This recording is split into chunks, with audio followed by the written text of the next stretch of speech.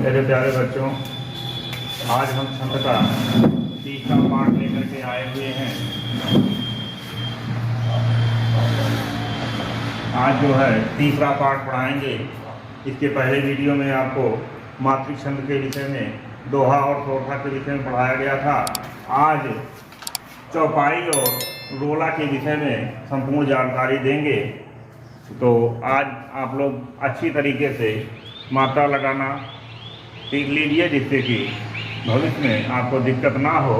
तो बात करते हैं चौपाई की। जिस प्रकार से दोहा और सोठा में 4 चरण होते थे, ठीक उसी प्रकार से चौपाई में भी 4 चरण पाए जाते हैं। फर्क इतना होता है कि उसमें जो 4 चरण होते हैं उसकी मात्राएं अलग होती हैं, और चौपाई में जो 4 चरण होते हैं उसकी मात्राएं अलग हो जाती हैं।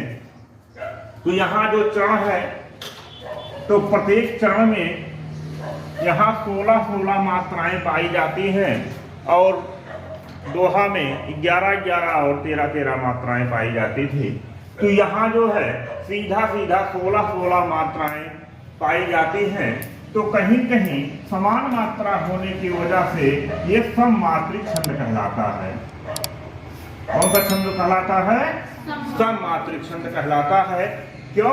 क्योंकि सभी चरणों में समान रूप से मात्राएं जब पाई जाती हैं तो वहां क्या हो जाता है? समान। तो सममात्रिक छंद कहलाता है। तो बात करते हैं चौपाई की। तो चौपाई में 4 चरण होते हैं, सभी में 16 मात्राएं होती हैं।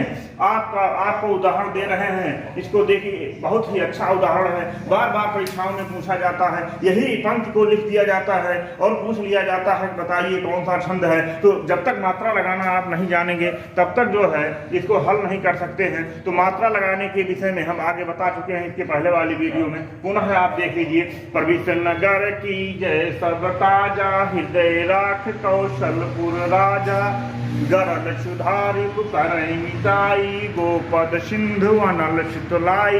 बहुत अच्छा उदाहरण है ये जो है। यहाँ ये रामचरित मानस का दोहा चौपाई है। तो यहाँ सुंदरकांड में ये है, तो प्रविश नगर की जय सब बाजा। जब प्रवेश के समय हनुमान जी लंका में जाते हैं, उसी समय का वर्णन इसमें किया गया है। तो प्रविश नगर की जय सब काजा, यहाँ पर प्रविश में 1 और छोटी मात्रा हवा में 1 और सा में 1, नगर में तीनों जो है लघु वर्ण होने की वजह से 1 मात्राएं लिखी गई हैं। कीजे में बड़ी मात्रा और जाकर एक मात्रा होने की वजह से यहाँ डबल मात्राएं या गुरु लगाया गया है। सब सा और बा में 1 मात्रा रहेगा, काजा दोनों डबल है, इसलिए जो है यहाँ जो है दोनों गुरु हो जाते हैं। तो इस प्रकार से कुल 1 2 3 4 5 6 2 8 2 10 11 12 13 14 15 16। तो प्रत्येक चरण में यहाँ ये पहला चरण है, यह दूसरा चरण है, यह तीसरा चरण है और यह चौथा चरण है। तो चारों चरणों में हम देखते हैं कि बराबर ही मात्राएं पाई जाती हैं। चाहे पहला चरण हो, दूसरा हो, तीसरा हो, चौथा हो, सभी में समान रूप से जब चरण मात्राएं पाई जाती हैं तो क्या कहलाता है? यहाँ पर चौपाई कहलाता है। चौ मतलब 4, पाई मतलब पैर, अर्थात 4 पैर। तो यहाँ जो है वही चरण, पाद, चरण, पद जो भी आप कह लीजिए, तो 4 उसमें भी होता है, 4 इसमें भी होता है। केवल उसमें अंतर यही है कि यहाँ पर जो है चारों चरणों में समान मात्राएं पाई जाती हैं, और दोहा और सोठा में अलग अलग मात्राएं, सम और विषम मात्रा चरण में अलग अलग मात्राएं पाई जाती हैं। इस प्रकार से आपका बहुत ही अच्छा उदाहरण है। मात्रा को जो लगाया गया है उसको भली भांति देख लीजिए, कैसे कैसे किन वर्णों पर किस प्रकार से मात्रा लगाया गया है, इसको ध्यान में रख करके आप लगाइए, जिससे कि गलतियां ना हो। तो यहाँ जो है इसमें एक दूसरा उदाहरण हम और दे रहे हैं। बहुत ही अच्छा उदाहरण है। बार बार बोर्ड परीक्षाओं में ये दोनों उदाहरण पूछे जाते हैं। पंदहु गुरु पद पदुम परागा, सुचिर सुवास सरस अनुरागा, शिशु सब राम प्रेम सब जाने, प्रीति समेत निकेत बखाने। कितना अच्छा दोहा, कितना अच्छा चौपाई लिखा गया है। तो यहाँ पर कहीं कहीं भाव को उसको समझिए और मात्राओं पर ध्यान दीजिए। और नहीं समझ में आ रहा स्क्रीनशॉट ले लीजिए। बाद में हम एक वीडियो ऐसा बना देंगे जिसमें केवल मात्रा ही बताया जाए कि मात्रा में कैसे कहाँ पर हरफ में एक मात्रा लगता है, दीर्घ में 2 मात्रा लगता है, आधे शब्द पर चंद्रकार बिंदु में हलंत में कैसे कैसे मात्राएं लगाई जाती हैं। अगले वीडियो में एक वीडियो इसी पर हम लोड कर देंगे जिससे कि आप लोगों को दिक्कत ना हो। तो अलग से केवल मात्रा कैसे लगाया जाता है उसके विषय में बताएंगे। तो देखिए इसमें भी 4 चरण पाए गए हैं और चारों चरण में समान रूप से 16 मात्राएं सब में पाई गई हैं।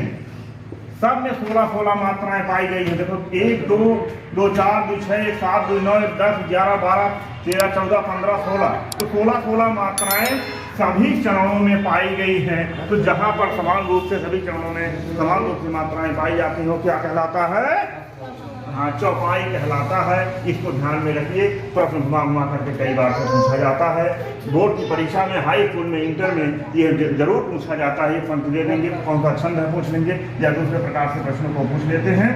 तो आप लोग जो है किताबों से भी पढ़िए, अन्य उदाहरण को घर से अपने किताबों से नोट करके उसमें मात्रा लगा करके सीखिए, जिससे कि कहीं कहीं जब आप मात्रा लगाएंगे करत करत अभ्यास से जड़िमत हो सुजान असली आवत जाते सिल पर परत निशान। तो जब ये पत्थर कट करके उस पर इंसान बन सकता है तो हम उसको जब बार बार प्रयास करेंगे, अभ्यास करेंगे तो क्यों नहीं आएगा। तो इसके पहले आप लोग हमारे चैनल को सब्सक्राइब कर लीजिए, लाइक कर लीजिए, बेल आइकन प्रेस कर लीजिए, जिससे कि आने वाली वीडियो आपको बराबर मिलती रहे। तो बात करते हैं रोला छंद की। आगे है रोला छंद जो कि हाई स्कूल में कक्षा 10 में ये सिलेबस में है। तो रोला में भी 4 चरण होते हैं। जैसे चौपाई में 4 चरण होते हैं, सोठा में 4 चरण होते हैं, दोहा में 4 चरण होते हैं, वैसे रोला में भी 4 चरण होते हैं। तो यहाँ प्रत्येक चरण में यहाँ 16 मात्राएं चौपाई में पाई जाती हैं और यहाँ 24 मात्रा पाया जाता है। इसमें रोला में कितना मात्रा पाया जाता है? 24 मात्रा पाया जाता है। तो जब 24 मात्राएं पाई जाती हैं, चरण समान होता है तो मात्रा उसी के अनुसार लगाया जाता है। देखिए यहाँ पर एक चीज चौपाई में हम और बताना चाहते हैं। चौपाई का एक गुण होता है। जैसे कोई अगर नहीं जान पा रहा है, मात्रा लगाना नहीं जान रहा है, वो कैसे, जैसे उदाहरण दे दिया गया, वो कैसे समझेगा कि ये दोहा है, सोठा है कि चौपाई है? वो कैसे समझे? क्योंकि सभी में तो समान रूप से चरण चारों पाए जाते हैं, चाहे रोला हो, चाहे चौपाई हो, चाहे दोहा हो, चाहे सोठा, सब में 4 चरण पाए जाते हैं। तो उसके लिए एक आसान ट्रिक हम आपको बताना चाहते हैं। सीधा सीधा देख लीजिए कि चरणों के अंत में 2 गुरु पाया जाएगा। चरण के अंत में 2 गुरु पाया जाएगा तो वो चौपाई हो जाएगा। देखिए यहाँ पर 2 गुरु, यहाँ पर 2 गुरु, यहाँ पर 2 गुरु, यहाँ पर 2 गुरु, अर्थात दोनों जो है चारों चरणों के अंत में गुरु पाया जाएगा तो वहाँ पर चौपाई हो जाएगा। मात्रा लगाना आए या ना आए, छांट सकते हो कि हाँ ये चौपाई है। बात करते हैं रोला छंद की। तो रोला छंद में 24 मात्राएं पाई जाती हैं। इसमें ध्यान देना होता है। जैसे आपको बताया गया है दोहा और सोठा में, जब हम बताए थे तो उसमें बताए थे कि 11 और 13 मात्राएं पाई जाती हैं सम और विषम चरणों में। यहाँ जो होता है इसके 4 चरण होते हैं और यहाँ जो एक चरण होता है उस चरण में यहाँ एक 11 और एक 13 मात्राओं के बीच में यदि चिन्ह लगा होता है तो दोनों मिला करके यहाँ 24 हो जाता है। 11 धन 13 बराबर 24। तो यहाँ दोनों मिला करके 24 हो जाता है। इसको ध्यान में रखना है। तो मात्राएं भले 24 होंगी लेकिन अलग। उदाहरण के तहत हम देख लेते हैं। हे देवी यह नियम शिष्ट में सदा अटल है। हे देवी यह नियम शिष्ट में सदा अटल है। रह सकता है वही सुरक्षित जो बलवान है। निर्बल का है नहीं जगत में कहीं ठिकाना। और अच्छा साधन सबको उसको प्राप्त हो चाहे नाना। नाना मान रहे बहुत सारे।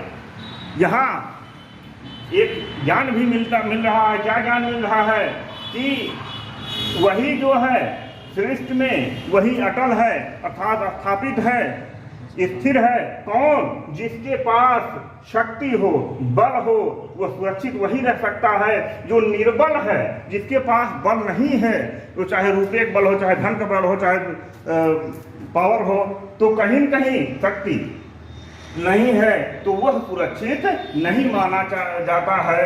क्यों कि रक्षा साधन उसको प्राप्त हो चाहे नाना, उसके पास चाहे नाना प्रकार के सब कुछ विद्यमान हो, लेकिन फिर भी वो सुरक्षित नहीं माना जाता है जब तक क्या उसके पास बल ना हो।